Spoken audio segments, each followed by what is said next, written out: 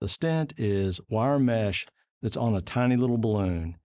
You put a wire down your coronary artery past the areas of blockage. We go in with the balloon usually and open up the blockage just a little bit. And then we go in with the balloon with wire mesh on it and open that up inside the artery to hold the artery open. That's like a conduit. So when we let the balloon down and take the wire out, the stent stays in there holding the artery open. There are all different kinds of stents, but nowadays we almost always use medicated or drug-eluting stents because their success rate is so high.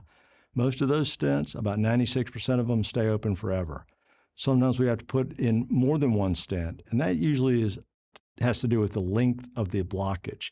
Sometimes one stent can't cover it, or you have multiple areas of blockage, we'll put in multiple stents. But the risk, whether you have one stent or several stents, is really about the same.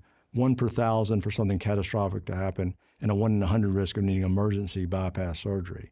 Usually stents are put in at the same time as your heart catheterization, although sometimes we like to time the procedure if we need specialized equipment, or if you think it's going to take a lot longer than usual, or for some reason we want to discuss it with you ahead of time.